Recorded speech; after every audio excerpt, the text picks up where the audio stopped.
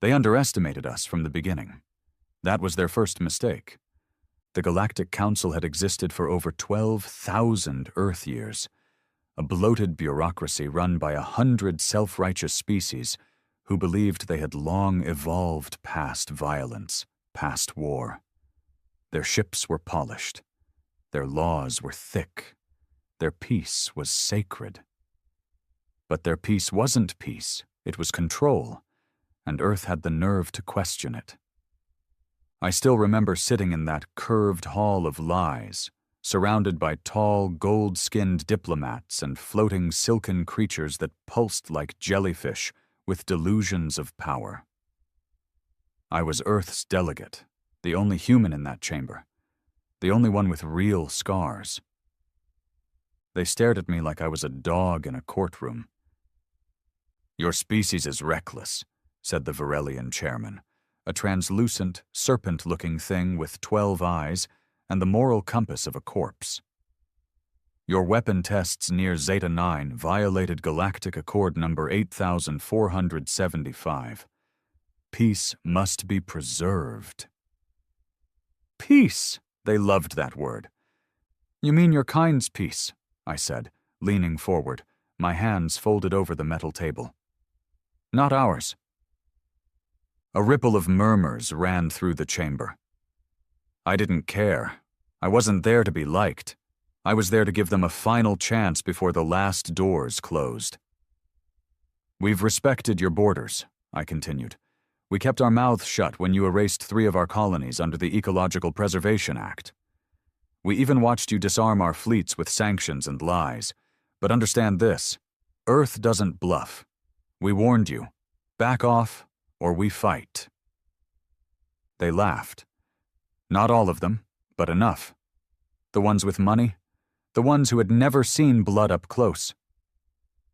The Varelian's tendrils twitched with smugness. "You threaten the Galactic Council delegate?" "No," I said, pushing my chair back and standing. "I'm informing you. You've mistaken Earth's patience for submission. You won't live long enough to make that mistake again." I walked out. Didn't even wait for the translations to catch up. That was 6 weeks ago. Now I stand on the bridge of the Ori's hammer, Earth's first and last line of defiance. Around me are men born in poverty, trained in silence, raised under orbital bombardments and economic starvation because the Council choked Earth out one law at a time. We were their puppet planet.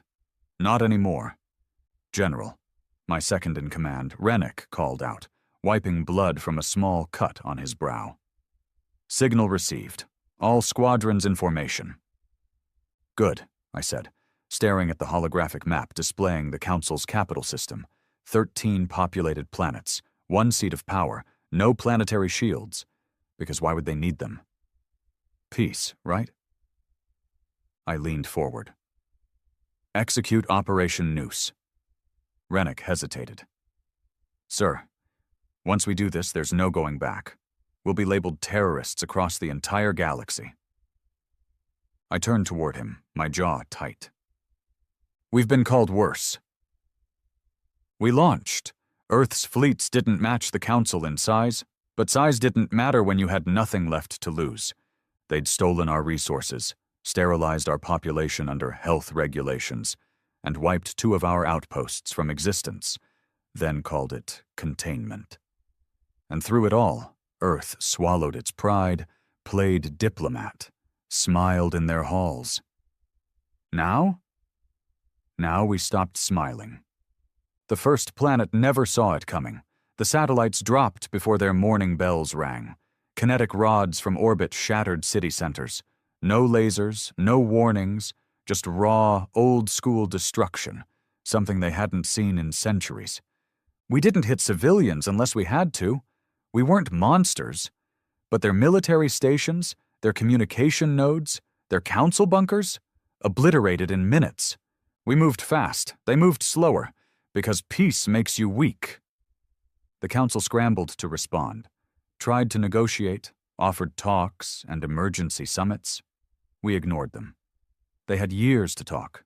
Now it was time to listen. Rennick turned to me after the 5th strike, Sir, incoming message from the Council's inner core. They're begging for a ceasefire. I looked at the screen. Dozens of species with wide, scared eyes. No smugness now, just fear. Play it, I said.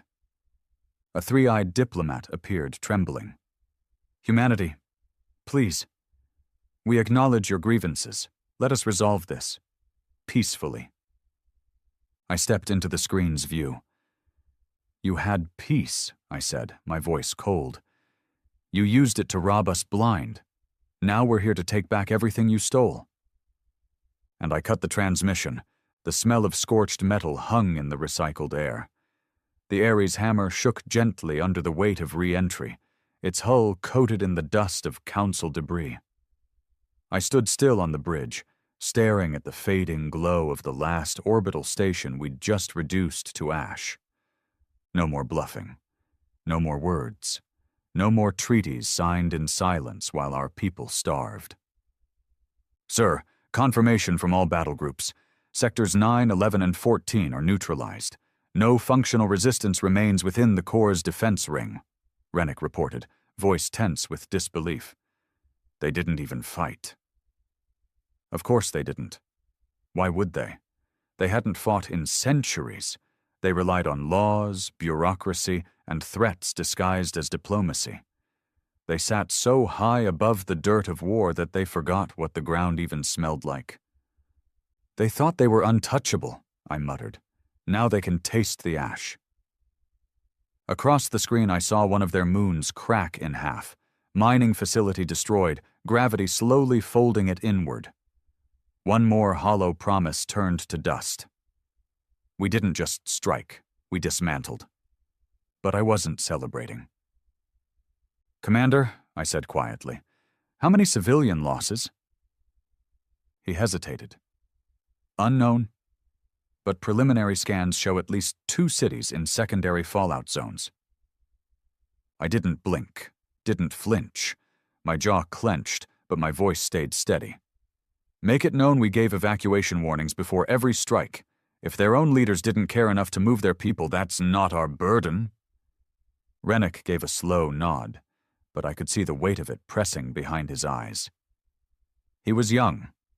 Younger than me by nearly 15 years. He grew up in the slums of Europa Colony, where food was a weekly privilege and council drones patrolled daily. He knew what war cost. He just hadn't handed out the bill yet. Now he was. We weren't monsters, but we were no longer victims. 12 hours later, we docked at the ruins of Orbital Base Theta 9. One of theirs. Now ours. Our troops moved through the abandoned station like shadows. No resistance, no traps, just silence. The kind of silence that echoed with fear. I walked through the corridors, my boots thudding softly against the black alloy floors. The Council had spared no expense when they built these places. Polished steel, art on the walls, comfort for their diplomats and observers. All gone now. Broken screens, shattered windows, and the occasional smear of dried blood where a panicked officer had failed to make it to a shuttle in time. They'd never expected this. They never thought Earth would push back. One of my scouts, McLean, approached, rifle slung low and eyes hard. General, we found something. He led me down 2 flights of stairs, deeper into the administrative levels. There, in a secured chamber, we found a Council intelligence vault, still intact. My techs had it open within minutes. And inside? Proof. Proof of the sterilization programs, records of chemical agents released in Earth's atmosphere over the past 70 years, disguised as climate correction initiatives. Details of trade embargoes carefully orchestrated to cause famine in specific colonies that refused Council tax hikes. Psychological conditioning programs, cultural disruption agendas. Earth wasn't just being oppressed. We were being erased, slowly, methodically, and with a smile. My fingers hovered over the console, scrolling through line after line of classified data. I had to swallow the bile rising in my throat. They called it Project Veil, one of the techs muttered.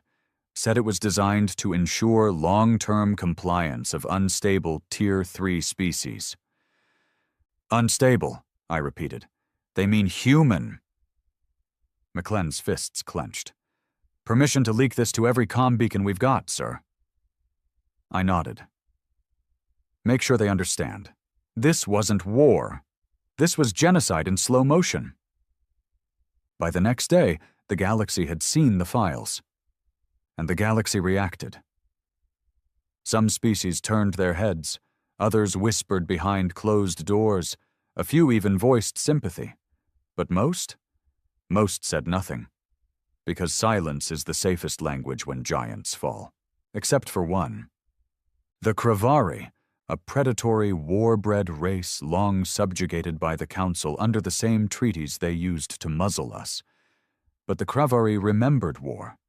They respected strength, and they saw in humanity a mirror they had long been forced to turn away from. Their warships entered our fleet's periphery without authorization.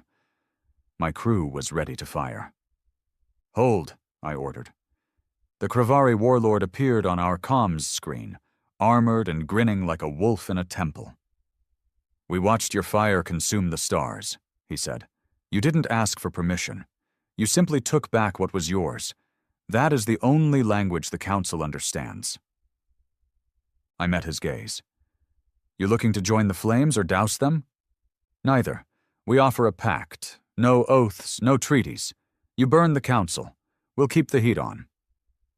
I nodded once. Accepted. The Council wanted peace. Now they had a galactic firestorm. As retaliation, they tried to send a fleet toward Mars. A pathetic move. They thought Earth would panic, that we'd retreat to defend home. They still didn't understand who we were. We didn't go back, we went through. I deployed 2 battle groups directly into the Council's primary naval yard orbiting Lyran Prime. Not to capture, not to negotiate, to erase. Our rail cannons tore through their cruisers like wet paper. Our stealth frigates crippled their supply lines before their admirals even woke up. We jammed their comms, hacked their navigation systems, and redirected their own defense satellites against them. Lyran Prime burned for 7 days. During the siege, I walked through the command deck with the Council's military commander, a groveling, 6-armed diplomat-turned-coward we pulled from a wrecked command ship. He begged, they always begged. You don't need to do this, he pleaded. There are civilians on that planet, families, non-combatants. Same as our colonies on Rhea? I asked. You watched those children die under Council fire. You stood by while our water was poisoned, while our skies were filled with ash. He stammered. That was different. We were misinformed. It wasn't supposed to. I stopped him with a glare that shut his mouth. You were informed just fine. You simply didn't care. I handed him a data chip. On it, the last 10 minutes of Lyran Prime's evacuation zone. Not enough ships, people clawing at each other for a seat, mothers holding dead babies, fires raining from above. Let this be the new language, I said. Let them speak it. By week 4, the Galactic Council was fracturing. Several member species pulled out entirely. A few openly supported us. Others tried to stay neutral. But the core races, the ones who built this false peace, who wrote the rules with bloodless fingers, they doubled down. They sanctioned Earth again, laughed in broadcasts about how humanity would fall under the weight of its own aggression. They still didn't get it. This wasn't aggression. This was retribution. This was what happened when you push a species too far, when you take everything but their will to fight. We weren't the villains. We were the consequence.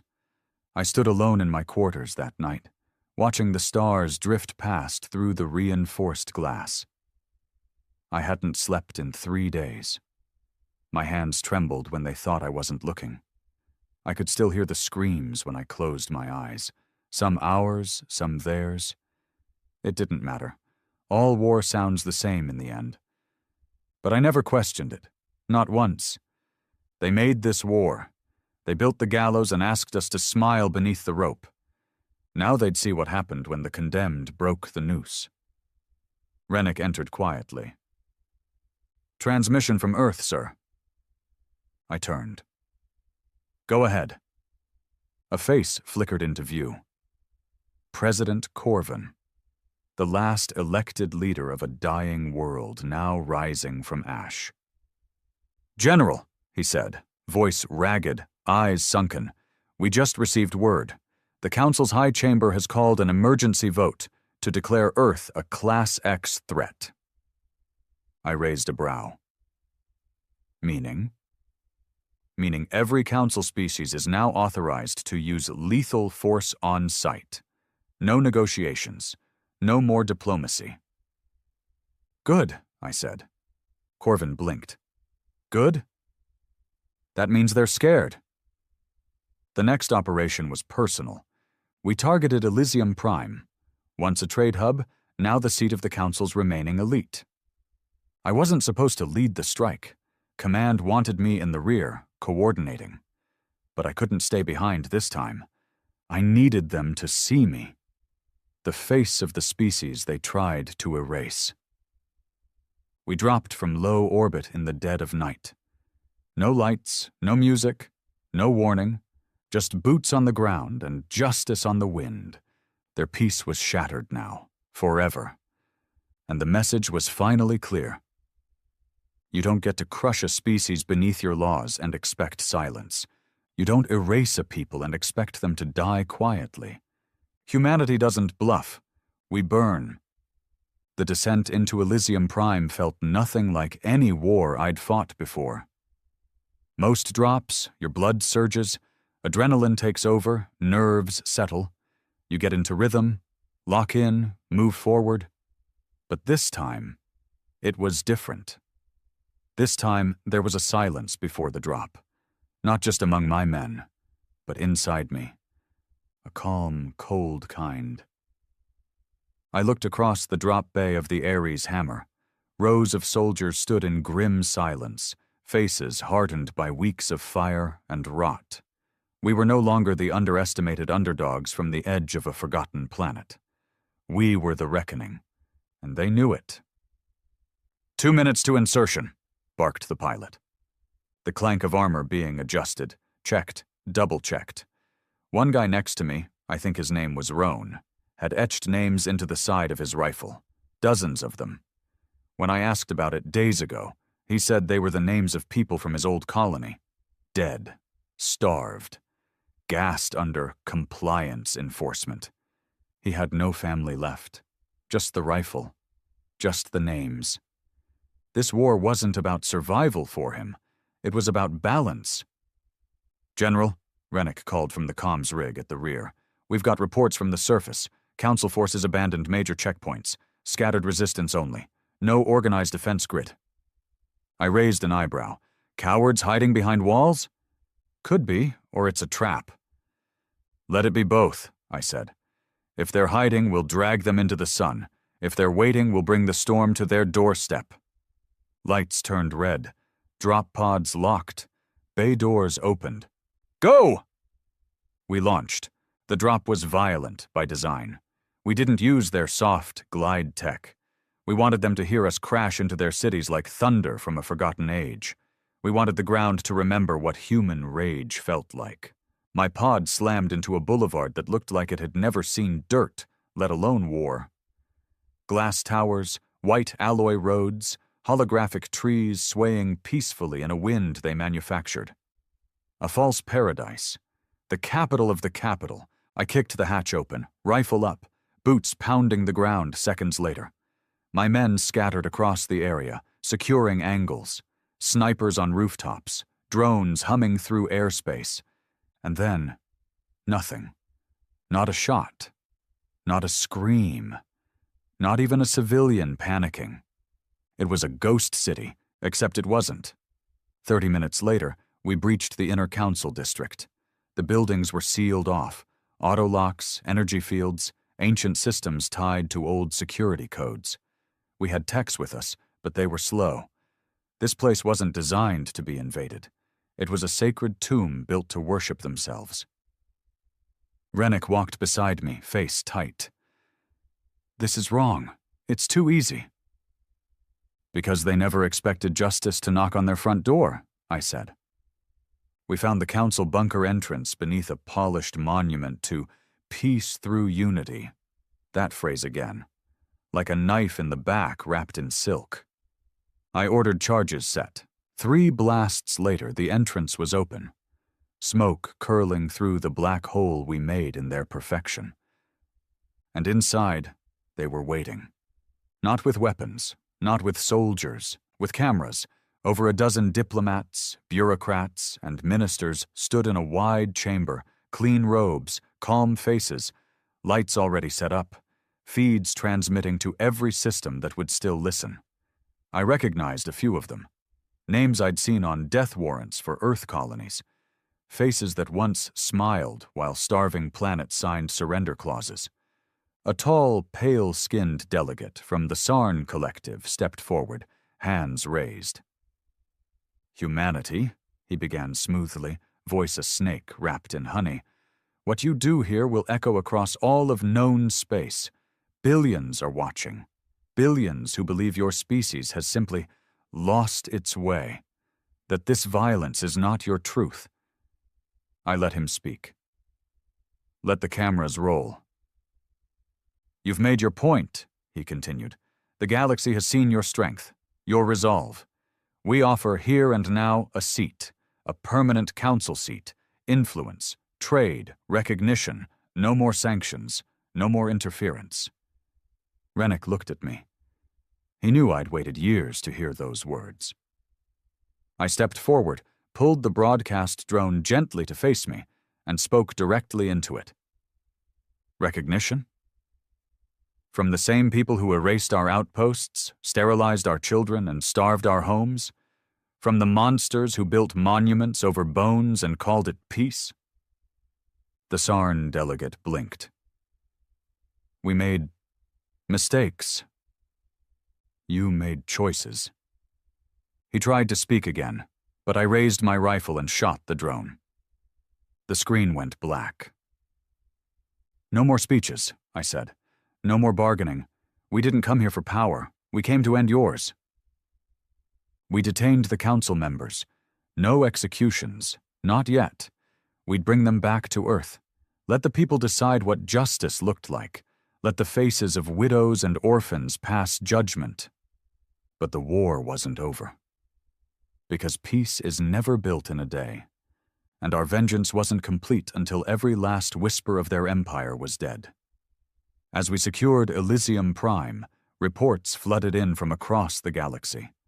The Kravari had taken 3 council border worlds. The Torvexian Trade Alliance declared neutrality void and began blockading former council routes. Rogue colonies rose. Whole systems burned their council flags on air. The Empire wasn't falling. It was imploding. Earth was the match. But the fuel had been piling for centuries. The president contacted me via priority channel. You did it, he said. They're broken. It's done. I shook my head slowly. Number not done. Corvin frowned. What more is there? We've won. No, I repeated. We survived. We reclaimed. But we haven't rebuilt. He didn't understand. Most wouldn't. But war leaves scars you don't see in casualty reports. 3 days later, I walked through the refugee districts being set up outside the capital. Council slaves. Migrants who'd been displaced and forgotten for years. We found them in sub-basements, in camps, in the shadows of towers that never once acknowledged their existence. Humans weren't the only ones brutalized by the system. A small child, maybe 7, approached me. Thin, scared, big dark eyes. He didn't speak, just looked at the stars overhead and whispered, "Are they gone?" I knelt down slowly. Not all of them, not yet, but soon. He nodded and walked away without saying another word. Later that night, I sat alone in the ruined chamber of the council's central dome. It used to hold their symbol, 1,000 stars in a circle. Unity, they called it. Now it was cracked and falling. Good, because what we'd bring next wouldn't be unity. It would be truth. Harsh, bloody, human truth. And maybe, one day, that truth would lead to something better. But not today. Today we buried the lie. Victory doesn't come with a parade when your boots are soaked in blood. It comes with silence and questions. 3 days after Elysium Prime fell, I stood over what used to be the Council's great tribunal hall, their proud chamber of universal justice. Now it was just a ruined dome, cracked by blast fire, half its ceiling missing, and the rest buried in soot and silence. But I wasn't there for symbolism. I was there because I needed to remember what this place once stood for, and how many lies were whispered in the name of peace. Rennick approached from behind, hands behind his back, voice low. "Tribunal's set up. They're waiting on you." I didn't move, just stared at the broken ceiling. "They used to sentence entire planets in here," I muttered. "Whole civilizations condemned by one vote. You know how many people from Earth ever sat on their panels?" "One." I turned slightly. Number not even one. They let a Martian diplomat sit in for 2 days, only to use him as a scapegoat after they bombed Europa Colony. We were never part of their law, just subjects beneath it. Rennick nodded slowly. "That ends today." I wasn't so sure. Because what we were about to do wasn't about justice anymore. It was about retribution. And retribution doesn't always wear a clean face. The tribunal was held in the eastern sector of the capital, in a repurposed logistics center turned war court. No pomp, no ceremony, just steel chairs, harsh lights, and an iron table where 27 high-ranking council officials now sat. Wrists shackled, faces pale. Cameras recorded everything. Broadcasts went out to every system that hadn't blocked Earth signals. The Council's old voice channels now pulsed with our flags and our message. Let the galaxy see the ones who wrote peace in the blood of the forgotten. I sat at the front, flanked by 2 Kravari war leaders and an exiled Torvexian judge who'd defected the day after we took Elysium. His name was Yarn. Cold, calculated. He didn't care about humans, but he hated the Council more. Perfect man for the job. We didn't ask questions. We read evidence. First, Project Veil, then the sterilization logs, then the communications proving Earth colonies were deliberately deprived of medicine for compliance shaping. Each one, when read aloud, cracked another layer of silence across the room. Some of the officials cried. Some sat with blank faces, like they still thought this was a negotiation. But one, an old Netheri bureaucrat named Selvek, spoke up. "We did what we had to do to maintain order. You humans are emotional, violent, disruptive. We tried to help you evolve. You helped yourselves to our resources, our children, our land," I snapped. "And now you want to rewrite your crimes as policy?" He leaned forward, steel in his tone. "And what are you doing now? Is this not violence? Are you not killing civilians, bombing worlds? What makes you better than us, General?" I stared him down. "Nothing," I said. The room went quiet. "I'm not better than you. That's the difference. I know exactly what I am. I don't pretend this is clean. I don't hide behind fake laws or polished speeches. You killed behind curtains. I kill in the open. And when this is over, I'll carry the guilt you never had the spine to feel." He sat back, speechless. Rennick cleared his throat. "Deliberations, General?" I nodded. "Begin." We tried them, publicly, brutally, not with beatings or torture, but with words sharper than any blade. Each one was given the right to defend themselves. Some begged, some wept. One tried to bite off his own tongue. Didn't matter. All 27 were sentenced. not to death, to labor. They would rebuild every system they helped destroy, by hand, under guard, with the eyes of the galaxy watching. No luxury, no retirement. We gave them what they never gave us, time to suffer. But the tribunal didn't make the war end. If anything, it made things worse. Other species, neutral ones, started questioning Earth's authority. Some didn't like what they saw, not because they loved the Council, but because they feared us more now, and fear spreads like fire. "Sir, there's unrest on Vostari 9, Rennick reported during a briefing 2 nights later. "Local resistance cells are pushing back, not Council loyalists, civilians." I frowned. "Civilians? Why?" "They say we're occupying, not liberating." I slammed my fist on the table. "We burned for 100 years under the Council's rule, and now they think we're tyrants?" "They don't know our scars," he said. "Number, but they'll learn." He paused. "Should we send in the militia?" "No," I said slowly. "We send doctors, food, engineers. They want to see the other side of us? Let them. For now. But if they shoot, then we shoot back. But only if they shoot first. The hardest part of war isn't the fight. It's what comes after. The silence, the guilt, the faces you can't unsee." I walked through one of the refugee zones outside Elysium 3 days later. Saw the Kravari handing out food to alien children. Saw a human engineer helping a Nathari fix an old water purifier. This was the side no one broadcast. No one watched the healing, only the fire. And that fire was still burning somewhere else. News came from the edge of the Cerelian belt. A fleet, what was left of the Council's Black Division, was massing, not to fight, to flee. They were running to uncharted space. Thousands of high command fugitives, war criminals, and defectors. Maybe to rebuild, maybe to hide. We couldn't allow either. The president called. "You know what this means," he said. "If they escape, they'll form another alliance, another council, in the shadows." I nodded. "Then we don't let them escape. We can't keep fighting forever, General." I looked him dead in the eye.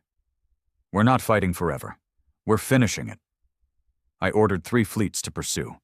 Fast. No speeches, no more trials. This time we erase them before they have a chance to rise again. On the way to the belt, I sat alone in my quarters. For the first time in weeks, I pulled out the old hollow drive I kept locked in a drawer. It flickered to life with a warm blue glow. My wife's face appeared, frozen in time, laughing, sunlight in her eyes. Our son holding her hand, tugging her toward some beach I couldn't remember the name of. That was before the Council's orbital embargo on Earth, before medicine stopped arriving, before my son died of something we could have cured with a single pill. They called it a regulatory delay. I called it murder. I closed the hollow drive. No tears. Just fire. By the time we reached the belt, their fleet was already preparing to jump. Over 400 ships, stripped down, reinforced with stolen tech. Desperate. Dangerous. I hailed them once. "This is General Halveth of the Terran Offensive Command. You are fugitives of war. Stand down or be reduced to atoms." A voice responded, a familiar one. Selvek. "The galaxy will fear you, General, not follow you." "Fear's how they start," I said. "Respect comes later, after they realize we only fire at tyrants." "Then fire." So we did. The battle lasted 8 hours. We didn't lose a single capital ship. They lost everything. We left no survivors. Some called it genocide. But this time, no more courts, no more council. Just silence in the belt, and the slow, steady echo of justice. We returned to Earth a week later. The stars felt different, quieter. No more sanctions, no more orbiting death stations, no more council ships blotting out the sky. The people cheered, cried, collapsed in relief. But me? I stood on the roof of the old Terran assembly, and watched the lights flicker across the sky. I didn't smile, didn't wave, because peace isn't real, it's just a pause between fires. And I knew somewhere out there, someone was already writing the next lie. But this time, Earth would be ready. This time, we'd never be silenced again. 6 months after the Council's fall, Earth had become what it never wanted to be. A power. And the galaxy never forgets who held the match when the Empire burned. On paper, we weren't conquerors. The official line was that we were liberators, enforcers of justice, defenders of the voiceless. That was what they wanted printed in the new charter, the United Species Resolution, drafted under Earth's guidance and signed by 47 newly free systems. But outside the charter, outside the broadcast smiles and handshakes, everyone knew the truth. We didn't just win, we shattered the galaxy's spine, and no one forgets the man who swings the hammer. General Halveth, Rennick said as he stepped into my office aboard the Ares hammer, now docked in Earth's upper atmosphere. We've received intel, resistance movement on Orza Prime, calling themselves the Remnants. I rubbed my eyes. Another one. He nodded grimly. This one's different. Well-funded. Former Council military officers. They're not just looting. They're organizing. Targets? Supply lines? Communications hubs? Medical stations? And they're not just targeting Earth personnel either. Kravari, Torvexians, even defected Varelians. I leaned back in my chair, staring at the ceiling. 6 months. 6 damn months. And already we were drowning in rebellion, because power creates resentment, no matter how clean your cause. We know who's leading it? Rennick handed me a data pad. I scanned the name and froze.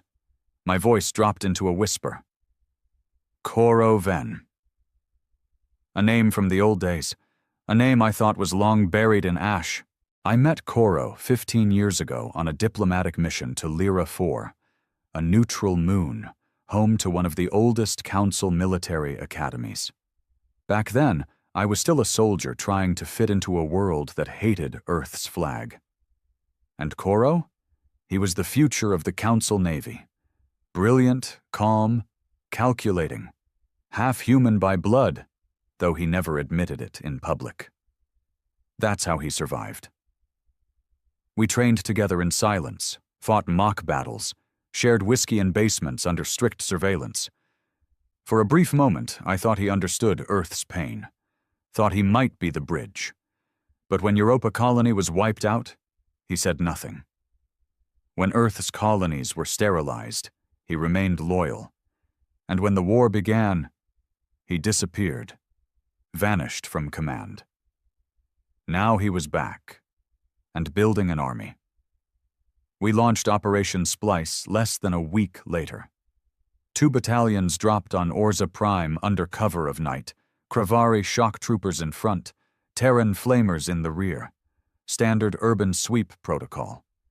No mercy, no warning. But it wasn't enough. The remnants weren't just hiding in shadows. They owned the streets. Inside 4 hours, they downed a dropship, captured one of our forward stations, and hacked into our long-range comms, broadcasting a single message across all frequencies. You became what you swore to destroy. I saw the message as it blinked across our HUD systems. White letters on black, and I knew without doubt those words were from him. Koro Ven wasn't just resisting us, he was calling us the new empire. Is he right? Rennick asked later, after the sweep teams failed to make ground.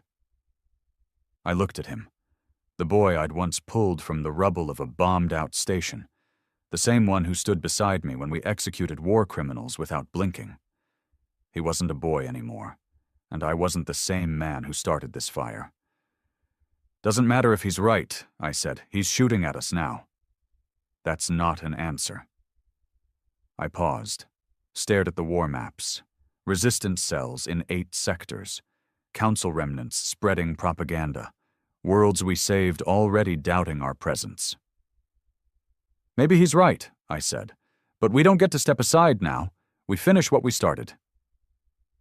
I personally led the second strike. We went low-tech this time. No drones, no orbital scans, just boots, breathing, and old-fashioned ground intel. We moved through Orza Prime's slums, weapons drawn, nerves high. The city was a tomb of shadows. Every window a barrel, every alley a potential grave. And then we found him. Koro Ven. Not in armor, not behind walls. In the middle of a bombed-out school, surrounded by civilians. He stood there, calm, hands raised, voice carrying like a priest at the altar. "They brought down the council," he said, gesturing toward us. "And now they bring soldiers to your homes. You swapped chains, that's all. Old masters for new ones." I stepped forward. My rifle was down, but my hand was ready. "You had a choice, Koro. You could have helped us rebuild." He smiled sadly. "And become part of the system I once fought to expose?" "No, Halveth. You won the war. But you don't get to write the truth." "Step down," I said, "and your people live." He looked at the civilians around him, women, children, old men. And then he said something that chilled me. "They'll live when you're gone." Then the shooting started. It wasn't a battle. It was a massacre. They'd rigged the entire sector with traps. Buildings collapsed. Plasma mines exploded under foot patrols. And the civilians, some of them were armed, trained, suicidal. We held our line. Barely. By the time the dust settled, Koro had vanished again, like smoke through fire. And I'd lost 37 men. Back on the Ares hammer, Rennick threw a datapad across the room. "This isn't a rebellion. It's a movement. He's uniting them, all of them. Even species that hated each other under the council. They see him as the last honest voice." I sat down. My body felt heavier than ever. Not from wounds, from the truth. They didn't want a savior. They wanted a target. Someone to blame for the smoke. And now that the council was dead, we were the last ones standing in the ash. The president called again. He looked older, more tired. "Public approval of the offensive is down to 48%. Trade routes are collapsing. The Torvexians are talking about withdrawing from the Unity Pact. They say we're too aggressive." I said nothing. "We need diplomacy, Halveth. Not more strikes, not more blood." I looked at him long and hard. "Then find someone else to carry your regrets." "Are you stepping down?" "Number I'm digging in." That night, I went alone to the surface of Earth. No security, no command, just me, and the ruins of a city near the North Atlantic coast that had never recovered from the embargo years. Concrete jungles buried in vines. Streets where kids once died, waiting for food that never came. I sat on the hood of a rusted council drone and looked up at the stars. We had won. And yet I felt more like a prisoner now than ever, because power is a cage. And every day it grows tighter. Koro Ven's last broadcast came through 3 days later. He stood in front of a burning council monument on a world I couldn't identify. He looked tired, angry, calm. "You think you're the cure," he said, staring into the lens, "but you're just another symptom. You broke the wheel, but you built your throne from its pieces." He leaned closer. "This is the part of the story where tyrants call themselves heroes, and the people forget. But I won't." Then he ended the feed. No threats, no propaganda, just a mirror, and I hated what I saw in it. Now I sit in silence, waiting, planning, because the next chapter won't be written in victory speeches or clean treaties. It'll be written in choices. And I've made mine. We finish what we started, no matter how much it burns. Earth's flag flew over 100 systems now. 100 stars that once spat on our name now called us liberators, or pretended to. But I'd seen enough banners to know something no one else wanted to admit. Flags don't mean loyalty. They mean survival. And the more planets we freed, the more I realized something was slipping beneath our boots. It started with the silence. We were in orbit over Trivorus, a once Council-loyal trade hub now occupied by a joint human-Kravari coalition. A model of cooperation, according to every damn broadcast. Smiles, handshakes, multilingual slogans plastered across buildings. But the streets below were empty. No crowds, no protests, just hollow-eyed citizens walking like ghosts, and rebel tags painted in languages no translator bothered to catch. I stood on the command deck of the Ares Hammer, staring down at the surface.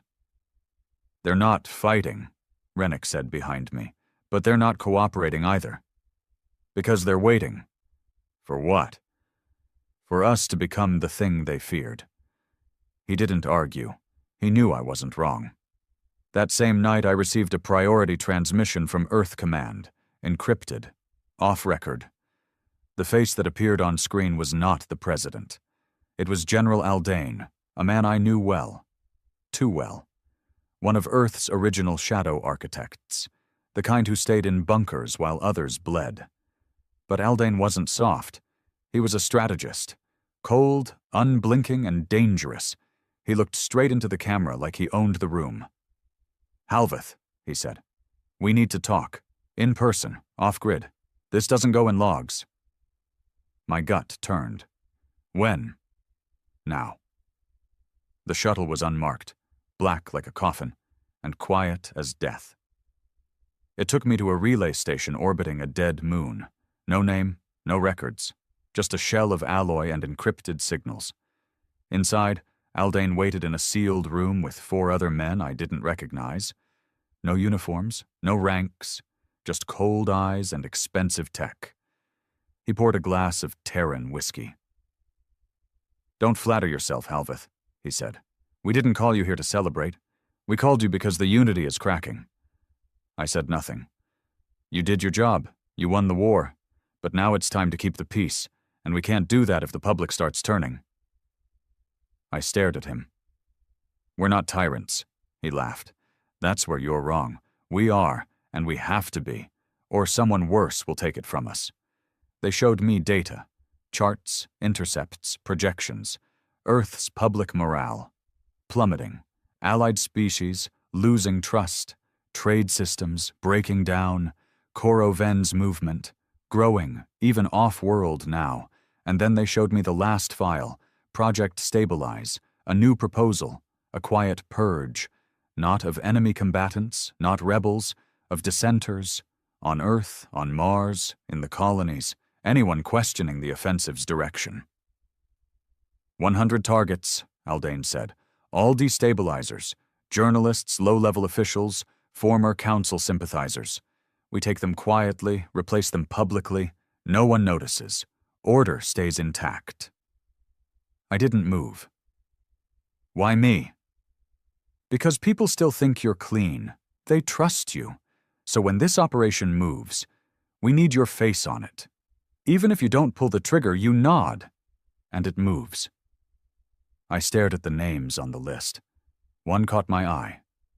Dr. Karine Voss, she was my teacher, before the war, a historian. The woman who first taught me what empires do before they fall. She once said, they don't burn from outside. They rot from the center, from silence, from compromise. I closed the file. I won't authorize it, I said. Aldane didn't flinch. Then you'll be removed. I stood. Try. Back on the Ares hammer, I locked myself in my quarters and stared at the blank wall. This was the choice. Not between right and wrong, but between survival and soul. I'd killed thousands, ordered strikes that leveled cities.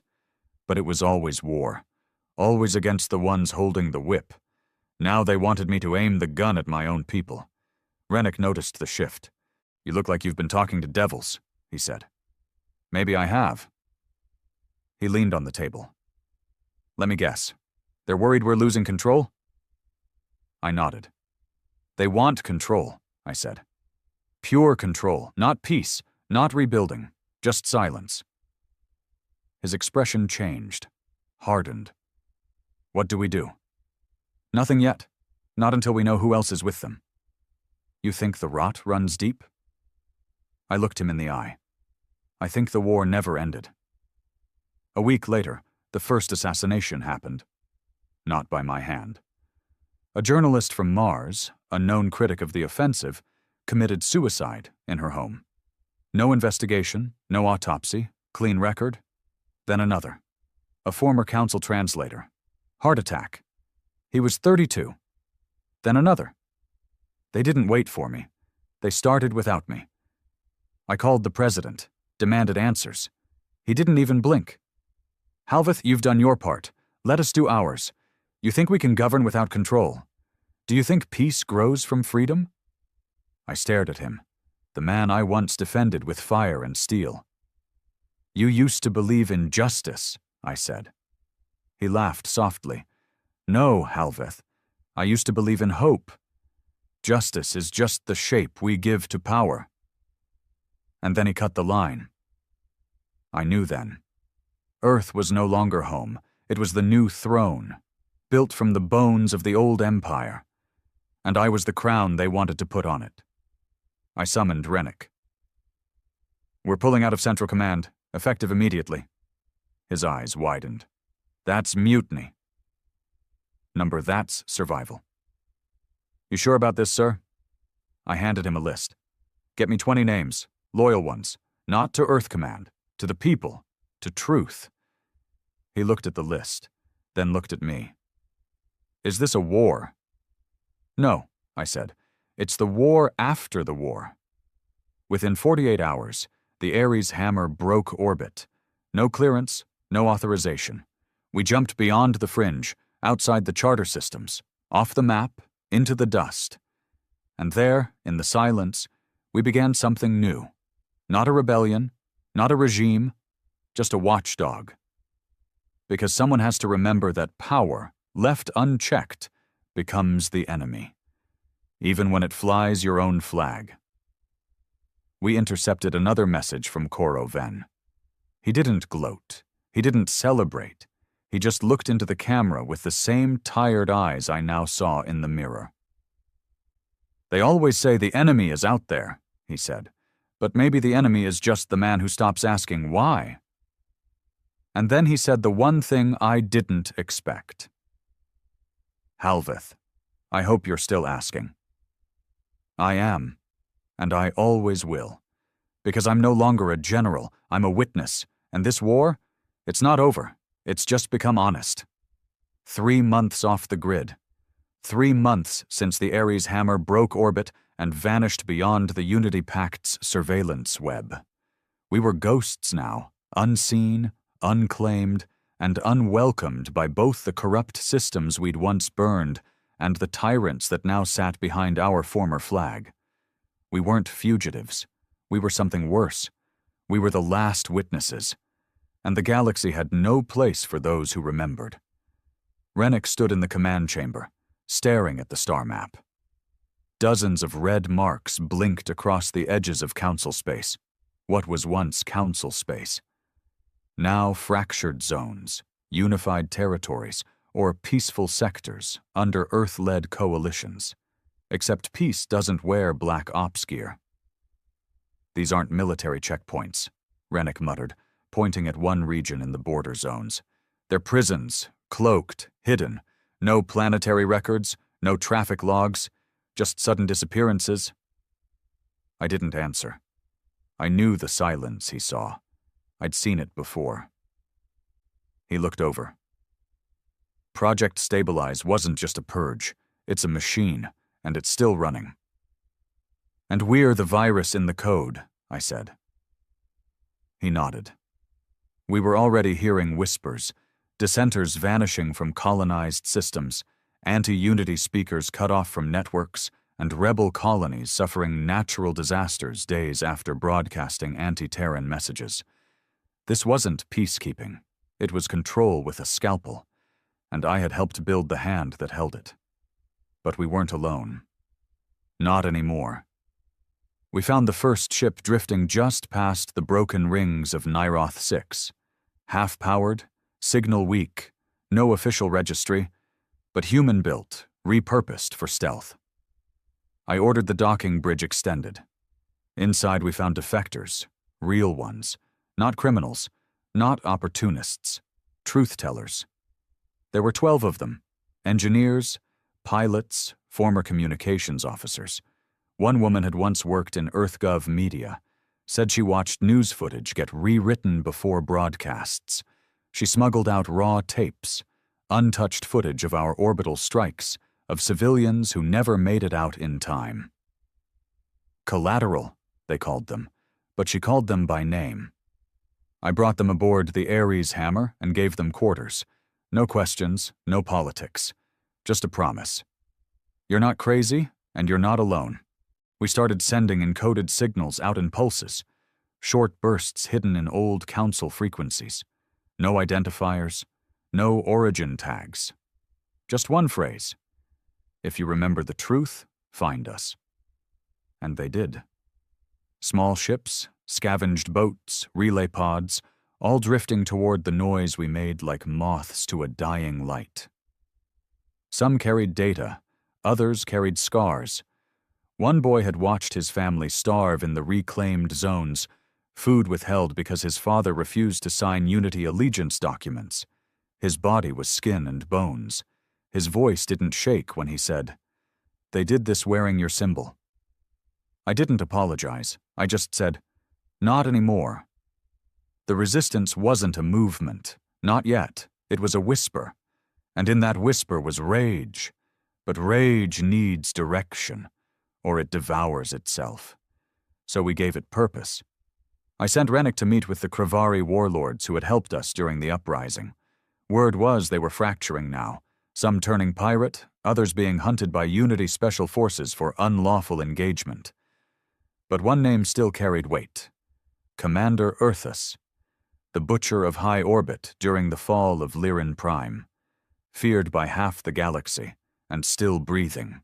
When Rennick returned, he was bruised and limping, but alive. "He'll help," he said, "but not for peace. He wants fire, wants revenge, says Earth promised alliance but gave them betrayal." I didn't flinch. Then we let him burn the edges, controlled chaos, distraction. "And the center?" Rennick asked. I turned toward the console and pulled up the map of Earth.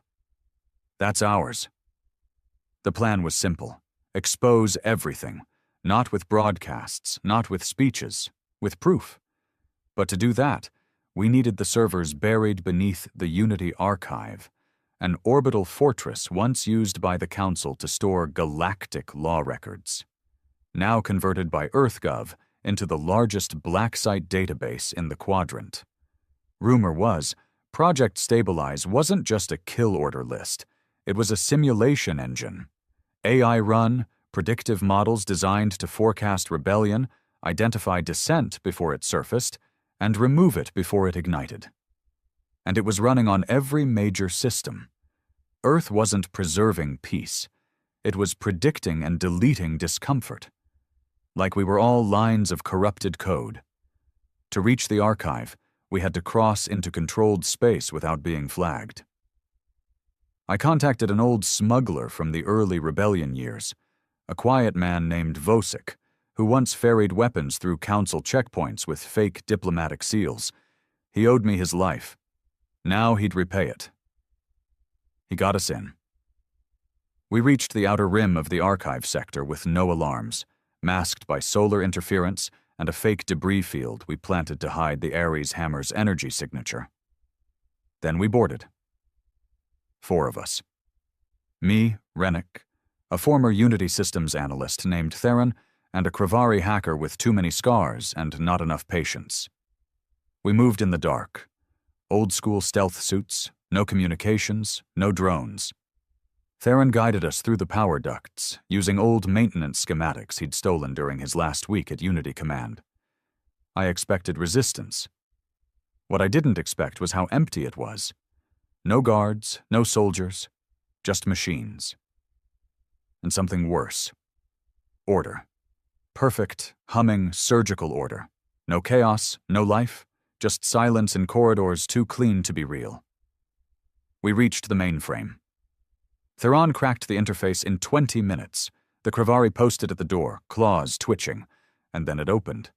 Line after line of names, coordinates, prediction models, heat maps of potential ideological instability, entire settlements marked for preemptive relocation, behavioral interference programs, PSYOPs plans, false flag operations, assassin training logs. I scrolled for hours, every name I'd ever known, even mine. Tagged, high-value asset, extreme instability risk, terminate if non-compliant. I felt nothing, because I already knew. We copied everything, not to release it yet, to hide it, scatter it across neutral systems, store it on deep space satellites, encrypt it with code no Earth AI could crack, make it viral, make it impossible to erase. And then we left, quietly, like ghosts. But the moment we returned to the Ares hammer, we saw the price. We'd been followed, Unity agents, not fleet ships, not soldiers, infiltrators. One of our own crews was dead, throats cut in their bunks, another ship gone. No sign of distress, no comms jammed, just gone. They knew now. We weren't just rogue anymore. We were the enemy. I gathered the crew, looked each one in the eye. You all knew this might happen. We are not soldiers anymore. We're not rebels. We're not politicians. We're something worse. We're the truth, and the galaxy hates that. No one moved. Not one. I nodded. We burn this to the ground. And they cheered. Not because they loved war, but because they finally saw it for what it really was. The only way out of this lie. I sent one last message to Earth. Not encrypted, not hidden. Just one sentence. We told you we weren't bluffing. They came at dawn. No message, no ultimatum, just movement. Quiet, calculated, absolute. 4 Earth Fleet dreadnoughts broke through the outer veil of the Nyroth sector, cloaked until they were already on us. Their IDs were scrubbed, transponders silent, hulls matte black, Unity enforcement class. No names, no flags, just judgment in the shape of steel and fire. By the time they launched their first volley, we'd barely scrambled power to the shields. The Ares hammer groaned under the first hit, a blast meant to disable, not destroy. They wanted to take us alive. They wanted the archive files. They wanted me. But we weren't going quietly. Return fire, Rennick barked from the command dais, eyes locked on the targeting grid. Our rail cannons lit up the void. Kravari allies flanked on the outer rim, drawing heat away from our crippled flanks. Half of them would die before the hour was out. They didn't care. They didn't bleed for Earth. They bled for truth. I stood at the helm, watching it all unfold like a man watching his own execution in slow motion. I had known this would come. We'd rattled the hive too long, too loud, and now the beast was awake. Aldane wasn't bluffing when he said he'd replace me, but he didn't understand me either. You can't replace a man who knows who he is. And I was no longer a general. I was a weapon pointed back at the hand that made me. We can't win this fight, Halveth, Rennick said, voice tight through comms. Their fleet is optimized to counter ours. They've studied our tech, our strategies, everything. Then we do something they didn't plan for. He blinked. Suicide? No, I said. Message. I took a deep breath and opened the ship-wide channel. Crew of the Ares hammer, I said. This is Halveth. You know why we're here. You know what we carry. The data you helped steal, the lives you saved doing it. None of it means anything if we die quietly. Silence. Then I continued. So I'm not asking you to fight for me. I'm asking you to broadcast. Power up every relay, every black channel, every council ghost signal. Dump every single byte of Unity's secrets onto the net and burn the sky with truth. They want silence? Then we scream. And scream we did. It took 38 minutes. In that time, every secret we'd uncovered, Project Stabilize, The black sites, the list of executions, the predictive AI models, the manipulation of food supplies, the weaponization of peace treaties, went live across every comm frequency left in the galaxy. We hijacked trade beacons, old Council diplomatic lines, even Unity's own communication satellites. They couldn't stop it. They tried. But truth is a virus, and once it spreads, it doesn't ask permission. Rennick turned to me, sweat streaking down his face. "Done," he said. "It's all out there." I nodded. "Good." Then the bridge shuddered again, this time harder. Sparks rained down from the ceiling. "They're boarding," one officer shouted. "Multiple breach points." I turned, walked to the weapons locker, and grabbed my rifle.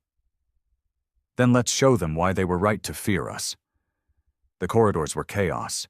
Flashes of light, gunfire, screams. Unity soldiers in black armor poured in like a virus, sweeping deck by deck, using EMP pulses and anti-personnel gas. We pushed back. Every inch was a death match. They didn't take prisoners. They weren't here for a trial. They were here to erase the last loose ends. In the lower decks, I found Theron, the systems analyst who'd helped us break the archive, lying in a pool of his own blood, dragging himself toward a destroyed comm terminal. He looked up at me, coughing. "I locked the command chain," he said. "Even if they kill us, they can't reverse the upload." I dropped to one knee beside him. "You did good," I said. He grinned, blood on his teeth. "They're going to hate you forever, Halveth." "They already do." We fell back to the command deck, the last stronghold. A dozen of us. Rennick bleeding from a shoulder wound, the Kravari hacker limping, one eye gone. The last of our bridge crew, tired, broken, but still standing. "Final breach in 30 seconds, Rennick said. "They're bringing heavy armor." I stared out the viewport. Beyond, Earth fleet ships still circled, holding position, waiting for the flames to die down, waiting to rewrite the story again. But they wouldn't get the chance. I looked at the console and made a decision. "Evacuate," I said. Rennick blinked. "What?" I said evacuate. Get to the pods. You and the rest. That's an order. "We don't have jump clearance. They'll pick us off. They'll think you're debris if I stay behind." His eyes widened. "Number, you're not doing this." I stepped toward him. "You told me this was a suicide run. I'm making sure it's not a waste." He looked at me. "We started this together, and you'll finish it." He didn't want to go, but he did, because deep down, we both knew this was the only way to close the circle. They needed a face to blame, a villain, a madman who burned the peace and poisoned the dream. Let them have it. I sat back in the command chair, pulled up the internal fusion drive controls, and set the countdown. 3 minutes, just enough time to make sure no one else got caught in the blast, and just enough time to speak.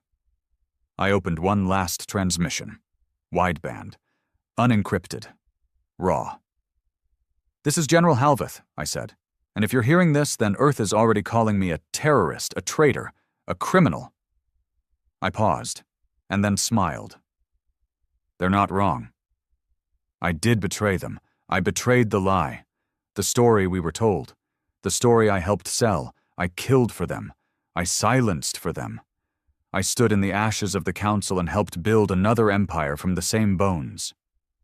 But I remember what it felt like to be powerless, to be forgotten, to scream into silence and be met with laws written by ghosts. And I made a promise back then, not to win, not to rise, but to make sure no one ever silenced us again. That promise ends with me. They'll tell you I was the villain. That's fine. But they'll never tell you the truth didn't get out. That part, I made sure of. The lights flickered. Power surges rolled down the console. Countdown, 000034. I looked at the stars. No regrets, just truth. The Ares hammer detonated mid-transmission. A fusion burst so bright it eclipsed the Unity fleet for 40 seconds. Sensors were blinded. Every ship scattered, thinking it might be an attack. By the time their systems recalibrated, nothing was left but wreckage and silence. But the signal carried, and the truth spread to colonies, to fringe worlds, to old council systems still licking their wounds. And people listened, and some believed. Rennick survived. So did a handful of the crew. They went underground, scattered. But they carried Halveth's message like gospel. It wasn't about rebellion anymore. It was about remembering. A year later, children in the outer systems whispered stories about the man who burned the stars to tell the truth. On Mars, a statue was built, illegally, at the ruins of the first colony. It had no face, no name, just a line carved in the base. He didn't bluff. He remembered. And on certain nights, when the sky is clear and the comm channels quiet, you can still hear the last line Halveth spoke before the blast. Truth doesn't need permission.